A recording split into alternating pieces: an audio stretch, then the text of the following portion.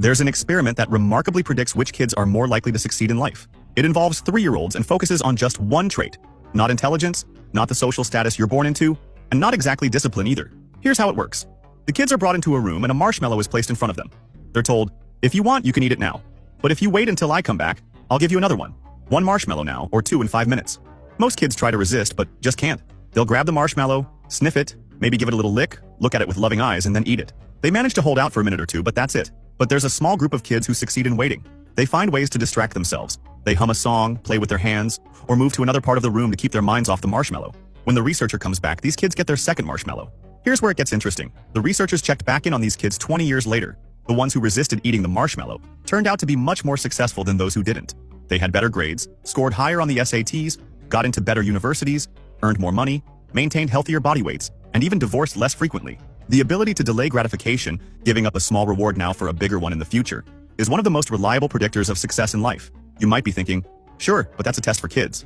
But the truth is, we're not so different from those 3-year-olds. The same child who resisted the marshmallow grows up to be the adult who doesn't spend their entire paycheck, and instead invests part of it for the future. Think of yourself as a series of different versions, one for each day. The version of you today, present you, often makes decisions that feel good right now, like eating a pizza or spending money on a fancy dinner. It's easy for present you to enjoy the moment and leave the consequences for future you to handle. But when future you runs out of money or feels unhealthy, they're the one left dealing with the choices present you made. We often act like our future problems are someone else's responsibility. The kids who didn't eat the marshmallow had a different perspective.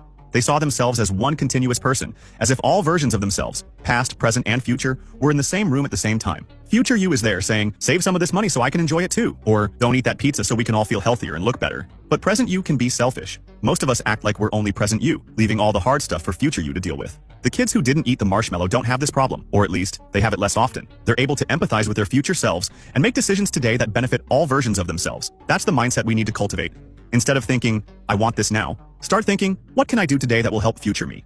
And here's the key to life. This, I believe, is the fundamental habit, having a good day. For me, the day doesn't start in the morning. It starts the night before. The best way to ruin tomorrow is by staying up late tonight, because tomorrow you will be tired all day because of the choices you make now. I picture you at night, lying in bed, watching Netflix or scrolling through TikTok, and future you is there, on their knees, begging, please, just go to sleep. But present you, being selfish, says, no, I'm going to watch one more episode or keep scrolling TikToks. What I'm about to tell you could really change your life.